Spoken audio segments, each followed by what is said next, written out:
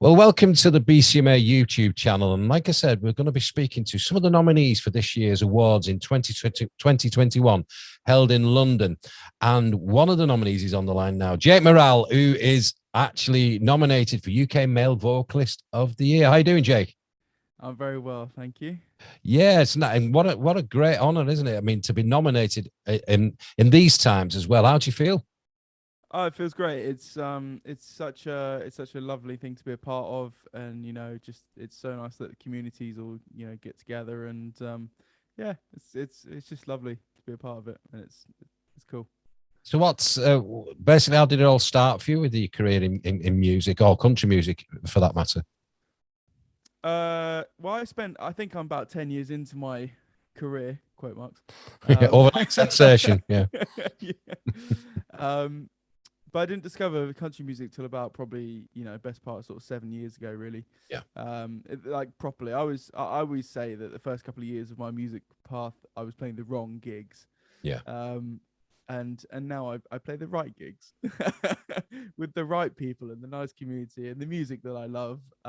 So yeah, it's been a long time coming, but I'm firmly sort of rooted in sort of country and Americana, and a bit of pop, and I sort of scatter amongst those sort of three genres, really, taking influence from wherever I can. I listen to all the Nashville stuff, been over to Nashville, and it's just such a great thing to be a part of. And where'd you drag your influence? Well, I say drag. Where'd you get your influences from a musical point of view? A whole host of things, really. I mean, I grew up around music. My dad was always playing in bands, and we were always at gigs. I went every summer when I was a kid. We were at Cambridge Folk Festival, which I know isn't country, but I just sort of was surrounded by everything from kind of rock and roll to country. From the Dire Straits to James Taylor, and then Dolly Parton, the Eagles, all that kind of stuff was just thrown into my childhood, I think. And eventually when I picked up a guitar, I think all that sort of started coming out, really.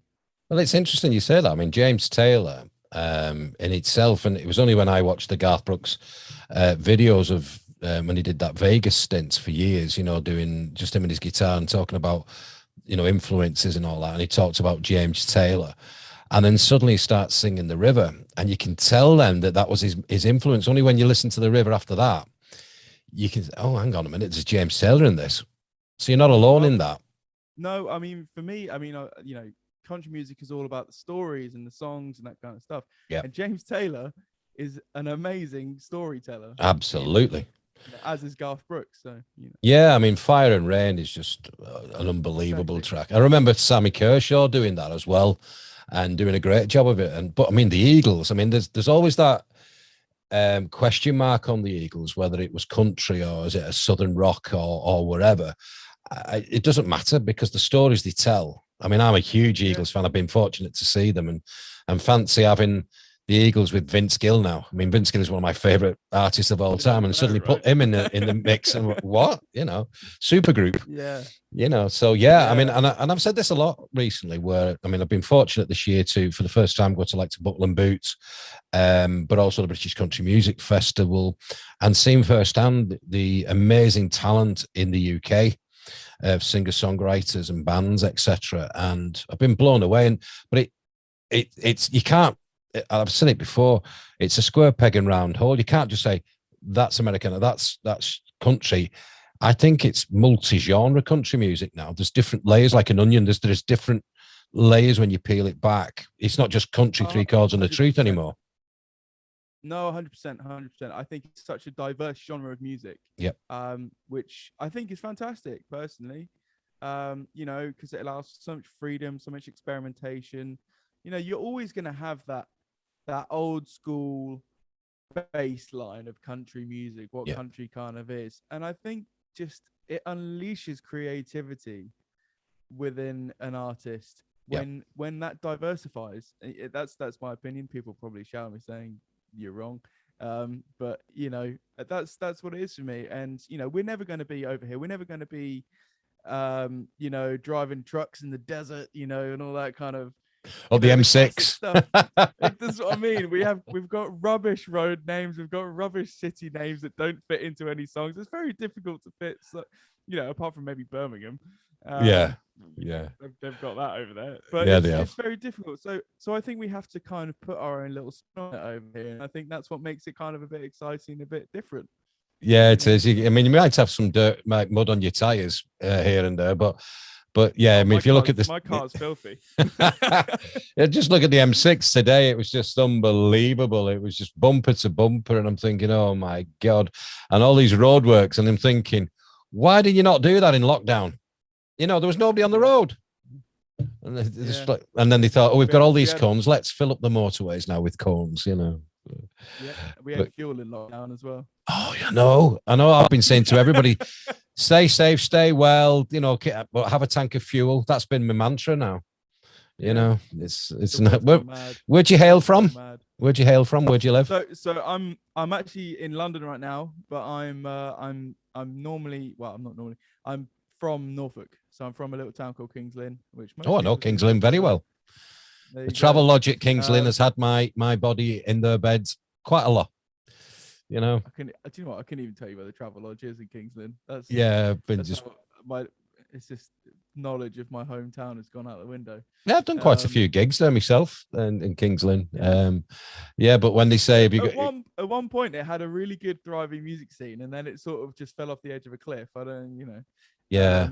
It was a bit of a shame, really, because when I was starting out, it was really starting to pick up, and then I left and came to London, and it sort of fizzled out. And you were saying to me just a little bit off air then that you have a really busy life outside of, well, it's not really outside of music, because there's, I would imagine, music in there, but you do quite a bit on film and things like that. Yeah, so I have become completely obsessed with cameras and film and photography and all that kind of stuff. And I've just started running a sort of a bit of a sideline to my music business. In doing film photography, I've been working with apps. I've done real estate. I've done music videos. I shot Tim Protty Jones's Fire music video. Wow. That was all filmed by me. I had him and Poppy Fardell running around Greenwich in superhero outfits. It was brilliant. Is that where you live, in Greenwich? No, I don't live in Greenwich. God, I wish I lived in Greenwich. I was going to say I have stayed in Greenwich so many times. A premiere in, especially when C2C's been on. And then I saw it because it's got an underground car park. So if I go in the car, it's secure kind of thing. But I've stayed there like for business as well in my other day job before I retired. I just love the vibe around there. Yeah, just love it. It's amazing. Yeah, but if you get two musicians running around Greenwich Park in superhero outfits, it's quite funny. I'll have to see that. I mean, but I'll have to be on my metal then if I've edited this and I put it on the YouTube channel. You'll do a critique on it and go, oh, I don't know. Give me some advice. I mean, in all fairness, if I'm looking at my screen right now, my lighting and everything is terrible. I could have done a lot better, but yeah, I was in a panicked rush. So yeah, it's fine. But from a music point of view, during lockdown, again, it impacted everybody. I would imagine you've done quite a few live streams. Do you know what? I didn't. I really didn't. I think I did a maximum of about 4. All right. Okay. One because where I was back at my other halves in Norfolk. The internet is so bad. Norfolk. The string doesn't stretch. Honestly, it was like being back on dial-up. It was ridiculous. But yeah, so I had really rubbish internet. At one point, I had to go to a friend's house who had very amazing internet and do a live stream for the guys over in Germany who do the C2C in Germany. Oh yeah. I did a live stream with Kenny Foster, which was hilarious. One of the funniest things I've ever done in my life. He came on screen like with one of those masks on I think he came on as like a tangerine. I was just like, what? I was like, what is going on? But no, I didn't. I very much focused on the pre-recording of things. Did loads of covers. Just tried to put as much kind of content out there as I could to kind of stay relevant. I didn't even do that much writing because I was so uninspired. I know what you mean. I was the same. Yeah. I generally felt like it was, for me, it was a bit Groundhog Day. I generally, that's kind of what it felt like. You know, it was the same stuff every single day, and I very much thrive off action and busy, and Mm. you know, my brain just sort of turning all the time. That's how I sort of create stories and reflect on my own personal experiences and that kind of stuff, and that's how I create music. Whereas being trapped, I was, you know, my brain sort of just went, I'm done. And is it a flat that you live in as well? So I'm in a house share in Oh, a house here share. in London. Because Yeah, my yeah. heart went out to everybody in a flat who hasn't even got a garden, you know, and you think to yourself, I mean, I'm quite fortunate. I've got a big garden, and you know, you just sit there when it was complete lockdown, you know, and I'm thinking, how are these people in a flat, especially with kids? And it Oh, was like, what, you know? yeah, no, 100%. See, I got back from C2C in Berlin, um, and was getting ready to play at C2C London, because they offered me a last minute slot because all the Americans were cancelling coming Yeah, over. And then they were like, no, it's off. So I was like, right, the country's going into lockdown. I'm getting out of London, and I went back to Norfolk, and I was yeah, there up until sort of July this year, really. wise. At my other you know, and fortunately my other half, they live on an old farm, and it was, you know, plenty of space and Yeah, all that kind of stuff. And but it was yeah, God, if I'd have been here in lockdown, I think I would have sort of gone mad, I think. I was in um London last month, a few weeks ago now. I think about 3 weeks ago, just on vacation kind of thing, you know. When you get on the tube and you're thinking, you know, you're still a little bit worried about things. But oh I yeah. thought to myself, some of the buskers, I thought, how entrepreneurial. Instead of giving change, they had the little tap your card on the contactless thing, but it was set to £2. I thought, you cheeky bugger, you know. But yeah, I thought quite, you know, in the tube, like there you go, mate, all the best, because I like giving like to artists and stuff like that in the street and that. But I thought, oh, very entrepreneurial. Yeah, hands down. I personally, I hate busking.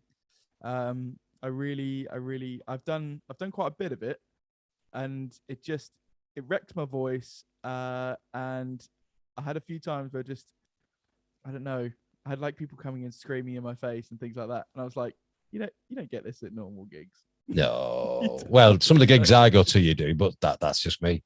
Yeah. But I'm like you, because people was having these streams going on, and they're saying to me, "Well, do you want to do a stream?" And I went, "No, I bounce off an audience, really, you know." Well, And that's the other thing. That's the yeah, other thing. Yeah, you yeah. know, That's the other thing is there's no to and fro. no, I can't even remember now. The American I was interviewing, and they were saying about doing the stream. Said, "Oh, it's so lonely." Like, and I said, "Well, I've got an idea. Get some mannequins from the local shop that's closing down, and then get some applause and some laughter, canned laughter, and then put it on a tape." And he went, "There you go. You know, room full of people You clapping, know, as well as being terrifying, you know, like clowns." faceless people. Just You should see some of my audience. I know I'm going to edit that out. No, no. yeah. But are you going to find yourself at the awards in November? Are you coming down? I don't even know when it is. If I'm around, I would love to. 14th is the night. I think the 13th is more of a jam kind of thing, but the 14th of November is the event. I mean, if I am in town, which I probably will be, then I will be there. Yeah. 100%. Oh, we're good to meet up and have a beer. It'd be lovely. It'd be lovely. I love a good social. Yeah, you know, and the amount of people who said, "Oh, we'll meet up and have a beer," I'm thinking, I'm not a big drink. I think I'm going to have to train for this event. No, I'm not a drinker. I do too much driving to drink these days. Same here. But that's my excuse. Yeah, I mean, I'm 6'2", 17 stone, but my nickname's Four Buds Taylor. Done. You know, my daughters can outdrink me.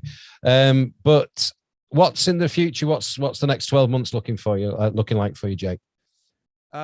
So we've already got a tour booked for next year. That'll be announced. Sort of in the next couple of months. Cool. I've got my headline London show at the end of November, on the 20th November at the end of this month, 20th of October. Jesus. At Paper Dress Vintage in London. Oh wow. And then I've got another show in Milton Keynes and another show in Essex. And then I'm kind of done for the live side of stuff this side of 2022. And then tours all booked. Going to be heading into the studio, planning on doing like a little kind of live stripped back EP, and then getting ready to put an album together. Brilliant. For next year. That is my big aim. Going through the whole process of sort of, you know, thinking about what I want to put on it. Doing loads of writing, co-writes and stuff at the moment. So it's all go, you know. Will you find yourself at the C2C then in March? I haven't got a clue. I will be there. Whether I'm playing or not this year, sorry, next year, I don't know. I would love to. I would absolutely love to, but I have done it for quite a few years, technically on the trot. So, you know, if the opportunity is given to me, I will take it with two hands. But failing that, I'm sure I'll be there in some kind of way. It's like a pilgrimage, isn't it? Like people like in trains, you know, trains are full from every part of the. It's one stop away from me. So. Oh wow, like, that's cool. It's really easy, and it's really nice getting on a tube and seeing people wearing cowboy hats. I know, it's brilliant, isn't it? And you know, I went to the very first one, and that came about a good friend of mine who's no longer here, and he came to me at one of the local clubs to me, because I live near Liverpool, kind of thing, and he came up. He said, "Have you got your tickets for Vince Gill?" And he knows I'm a huge Vince Gill fan, and I became like a raving lunatic. I went, "You what?" And he goes, "Calm down," you know. He said, "Tickets, C2. What's this C2C like?" And he told me, like, he said, "You on 024 phone?" I said, "Yeah." I said, "Try tomorrow," and I got a ticket. And God's honest truth, it was 4 rows from the front centre. One ticket because I was doing a little bit of a mini tour on the Sunday on the coast, and on the evening as well. So I just went for like Vince Gill, but there was Little Big Town, you know, Christian Bush. There was Tim McGraw was headlining and Vince Gill, and I was just like, oh my God, this is just unbelievable, you know. And you saw photographs of Tim McGraw and Faith Hill the next day with the kids in London and nobody knowing who they are. Yeah, I know. Can you imagine just sort of looking over on the tube going, oh my God. And he looked like Tim McGraw and his wife looks like Faith. Oh, they're not interesting. And but I wonder if it really myths the people, or you know, like going, hey love, you know, should we go back to Nashville tomorrow, you know, let's record another album dead loud, you know, so people go, who's this, you know, or did they just keep it, you know, undercover? I should imagine they probably quite enjoy having all the attention on them. I mean, it's like, you know, I can imagine that being that level of famous in, you know, a country can probably get quite claustrophobic sometimes, particularly with the kids. Yeah. You know, so coming to somewhere like London where probably so many people don't know who you are, although I'm fairly sure that there's probably a good few thousand who do. He's an actor now as well, isn't he? So well, that as well, yeah. You know, I should imagine that's quite freeing. Really. Yeah, I thought it was quite interesting though, because we're like obviously the publicists and that were following them and taking photographs nonchalantly as they're going into Harrods and stuff. But yeah, it was just just a thought then come to me. I thought, I wonder if they actually like it or loathe it, you know, because they're used to it, and then suddenly, like you're saying, it's the yin and yang effect, you know, and then suddenly go, nobody knows us, you know, but they're used to that adulation kind of thing. But yeah, I think I'm with you. I think they like it. We'll do it like that. But we're way off that. Yeah. I get goosebumps when somebody comes to me again. Oh, you're Paul Taylor. I went, yes, I am. You know, do we owe you money? You know, you know. The best one for me is when people think they know you from social media.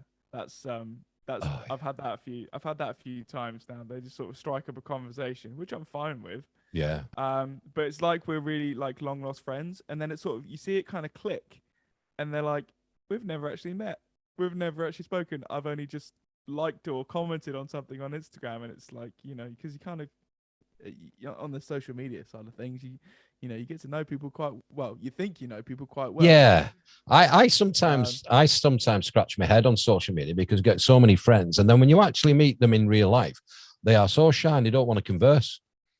And then you go up to them and going, hi, and they go, oh yeah, hello. You know, I'm thinking, hi, you know, we're on Facebook. Yes, I know, but yeah, you just give me like three paragraphs of stuff, and then it's a bit weird that, but people are people, and people are people, and they will do what they please. There's a song right there for you. Yeah. No, they tell you what, one of my hastily writes down, you must do that as well as I do. If somebody says something, I'm putting that down. Oh yeah, everything from little things I hear on the tube, or sometimes my brain just ticks over and it's just like a random thought will come out of nowhere. Absolutely. In interviews and all kinds of stuff. It happens all the time. My notes are just chocker with mostly useless garbage, but sometimes there's a little diamond in there. Well, it is. We was speaking to Jimmy Ritchie, a great singer-songwriter and producer, works with the likes of Jake Owen and people like that. And he said to me, I said to him, where'd you get your ideas from? He said, if I get stuck, and it's usually most of the time, my head's cabbaged, and I'll go and sit in Walmart for a day and people watch. I'm like, what? I mean, have you seen some of the people who go in Walmart? He's probably striking gold. Absolutely. Redneck, tin of beans with a redneck. But yeah, I mean, my one, it's funny ones are, you go to a festival, and like I said, there's no way I'm at your level. I mean, I'm sort of line dancing, country clubs, hotels, holiday park kind of thing, write a few songs and that, mainly covers for me. But I was speaking to somebody once, and he had my glasses on, because normally I've got a Stetson on or something, I've got my glasses on, and talking to this person who I've known for a while, up here in Liverpool and that. And then she suddenly said, oh, excuse me, do I actually know you? Like, really seriously. And I took my glasses off, and she went, oh, hello, Paul. God's honest truth, that. And it's happened a few times. And I said, I know how Clark Kent. Man. Yeah, Clark Kent. Because finally Superman makes sense. It does. I mean, how many times I read the comics when I was little and going, it's Superman with glasses on, can't you tell? No. And then a great club in London, actually, they were at this festival in Minehead, and I did the same. I was having me breakfast or something like that. And they're walking past, and I had my baseball cap on, my glasses, and I said, "No, you're not talking." They're going. So I took my cap off, my glasses, and they went red. Oh my God! Because I played at the club loads of times. Oh my God! I'm so sorry, Paul. And I said, I know how Superman feels now. The next time, which was about 2 months later, I played the club in London, and they all come out in T-shirts with the S on it, the Superman S. It was brilliant.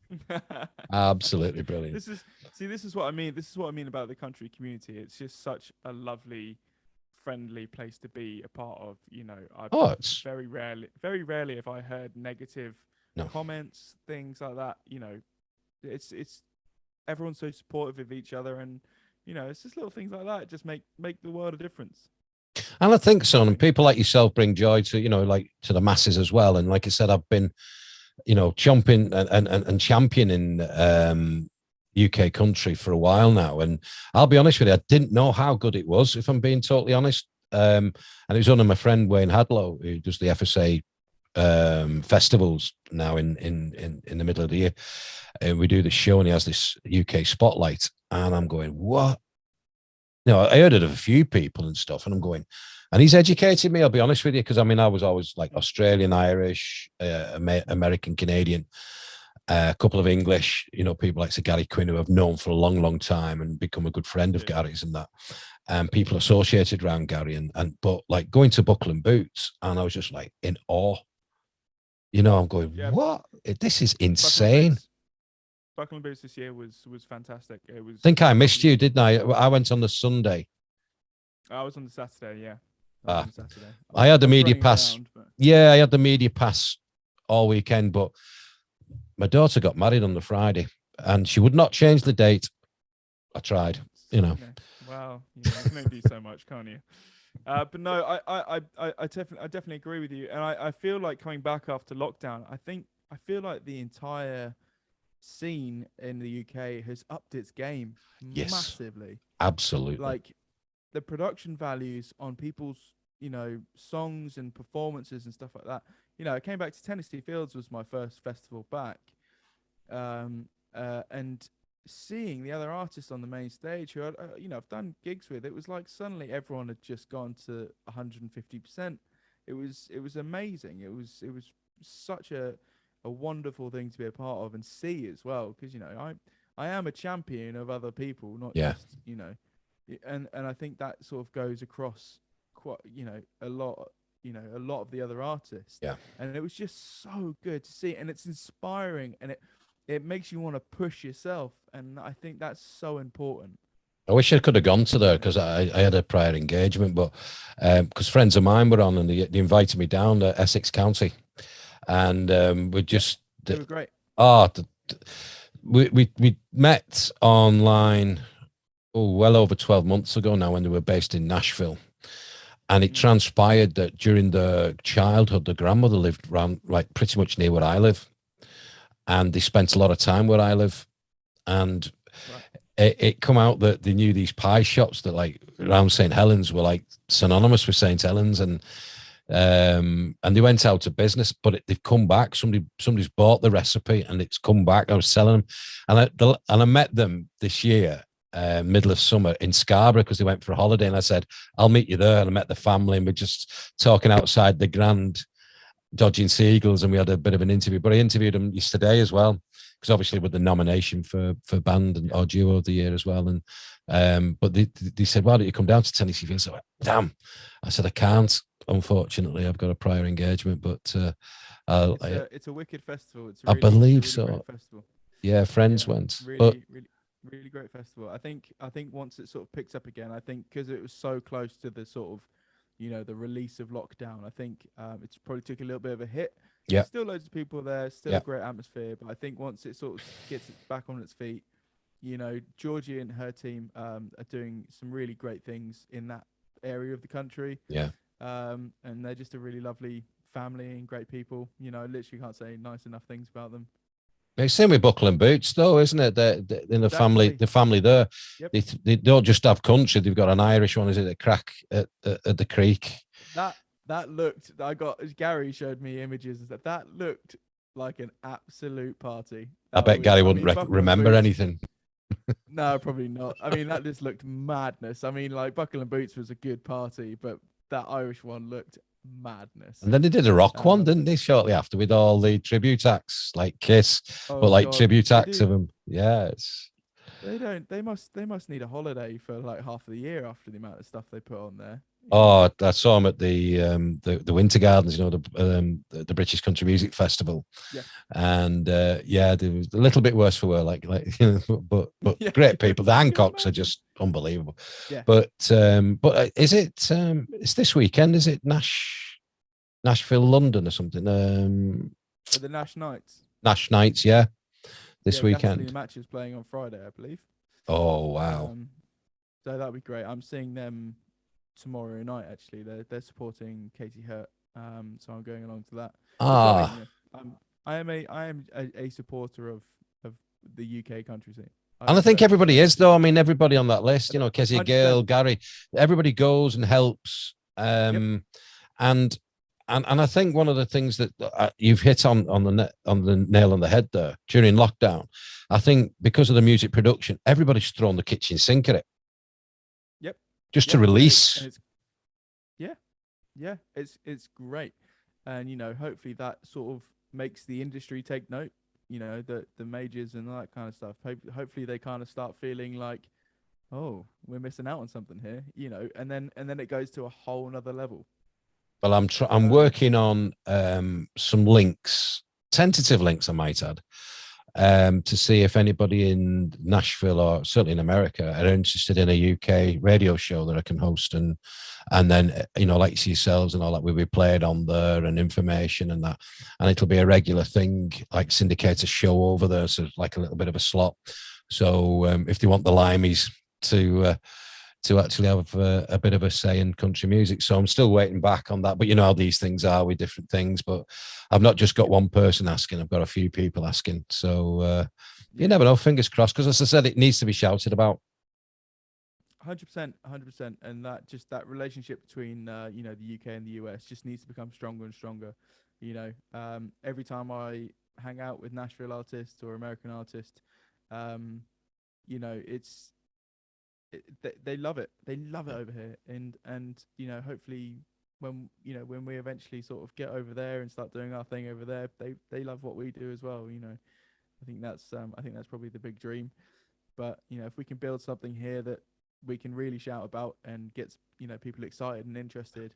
You know, I did a show last night. I supported the Shires in a theatre in Bromley. Wow. Last night, which was fantastic. And you know, just me and my acoustic guitar, and they loved it. They absolutely loved it. I'm pretty sure half of them don't even know what country music is. You know, and then the Shires come on, and there is an audience just waiting, there. You know, and they were fantastic. It was brilliant. I'm still waiting for the Shires to get back to me. I had they were saying yes, but can you go through our management? And when you say that, it's like, oh, there's a brick wall there, you know. There is a brick wall there.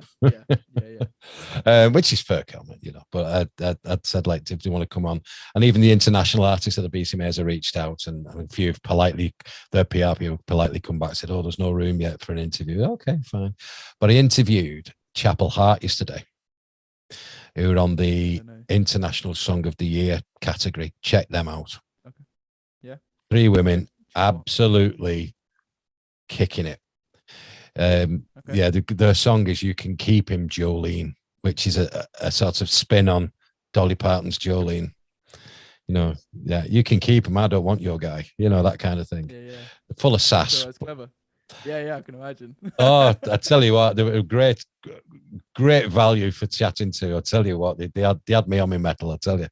And all tall as well. Well, I'm 6'2". They said, oh, we're 5'10". I went, okay, I'll not mess with you girls. That's nearly the same height as me. Yeah, and then they'll have the high heels on, and whoa, yeah, okay. But Jake, it's been an absolute pleasure, mate. And one of the things that's come over the interview is your passion for music, and long may it continue. And like I say, we support each other. 100%. And you know, I really appreciate you taking the time out to chat, and you know, fingers crossed that the BCMAs this year is a really good one, and I'm sure it will be. And let's say, like, fingers crossed that you bring some at home for you. Yeah, I mean, like, I'm in a category with I think it's 4 other guys who are all fantastic. You know, yeah, you're all in there on your own merits. I mean, you know, it's fair game. 100%, and I would be really happy to see any of them take the award home. Obviously, I'll be really happy if I get it. I said to a few people, have you practiced your face? You know, if you don't win, you know, like you see these Oscar nominations, and they'll zoom in and they go, "Oh, lovely," and then when the camera comes off, and they go. I think I'm gonna fall down to my knees in like absolute drama. Why not me? Why not me? You know, I bribed you. No, I don't think I could honestly take the gloating from Tim Protty Jones if he wins it. Unfortunately, like we're very good friends, and I just feel like that gives. In fact, you know, I'd prefer Alan or Gary to win this one. Well, Alan, I'll be honest with you, Alan. It become good friends actually. He's part of this group, Wayne Hadlow's group, and that from Blackpool way. We all went out around Blackpool a couple of weeks ago because we were going to watch Midland in Manchester. It got cancelled because they didn't come over, so we said, right, let's just use the night. And I'll say this on video, but we had a shite shirt night, and Alan come up in Portsmouth. Is it Portsmouth or Plymouth? One of them. Had come up, and yeah, he brought a shirt, and some of us had Stetsons on, and we hit Blackpool, and everyone's going, "What the?" Crazy guy, absolutely crazy guy. But we had a lot of fun. It was glad to see him to come up and just chill out for a bit, like, you know. But yeah, it was fun. Some of the photos were even better. Well, I'm sure they'll surface at some point. Oh, they're all on Facebook, mate. Especially the lads who wanted to win the shirt of the year award. You know, they were trying to clamber for. But yeah, I was a roomie with Alan. Yeah. And we'll leave that there. What goes on in Blackpool stays right there. 100%. But I'll see you on the 14th, mate. And if not, I'll hopefully catch you on the road sometime and meet up and we'll have that beer. I'd love that. Yeah. No, I'll do my best to be there on the 14th. I need to check my calendar and stuff, but I don't see a reason why I shouldn't be there, to be honest. Oh, brilliant. Oh, well, take care and enjoy the rest of your evening, mate, and have a relax because I know you've had a busy day, mate, and I appreciate you coming on. Cheers, Paul. Nice one. All the best. Bye-bye now.